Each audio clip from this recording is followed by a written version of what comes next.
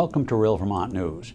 Today, we're looking into the strong likelihood of more new taxes and more attacks on our liberty now that our far-left legislature is back in town.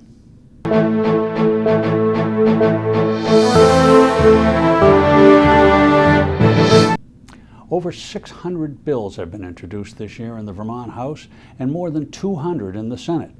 Hang on to your hats while we review just a few of the worst ones with Rob Roper, president of Ethan Allen Institute. Thanks, Bob. Let's remember that before this current legislature passes even one new law, Vermonters already are amongst the most highly taxed citizens in the nation. We pay over $2 billion a year for a public education system. We spend over $6 billion a year on health care, and only 7 states in the country pay more for electricity than we do. I could go on, but you get the point.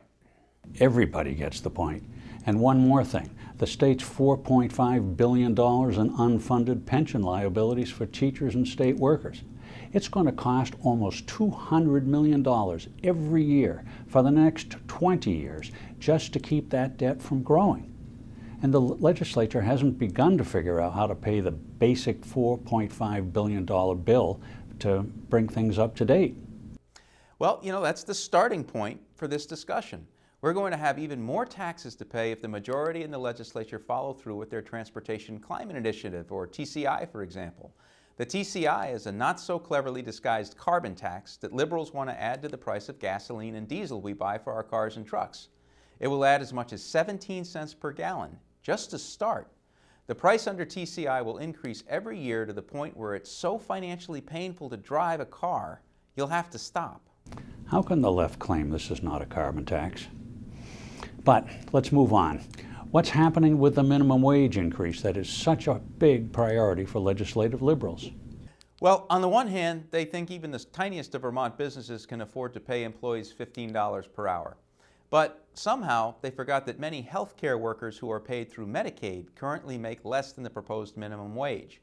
So if they raise the minimum wage, they need to raise taxes to pay more for Medicaid services, an estimated $86 million more over 5 years.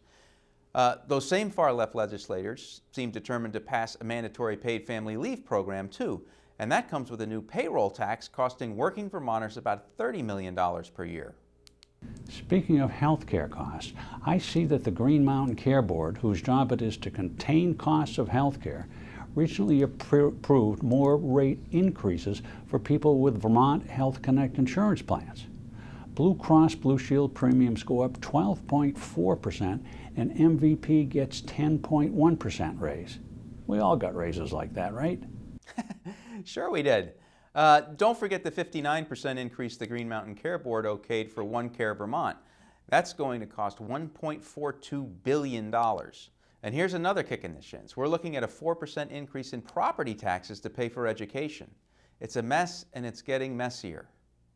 I guess Act 46 didn't really save any money. What a surprise. Thanks, Rob. That really is all the Real Vermont News we have time for. A lot more happened, and we'll be looking into all of it.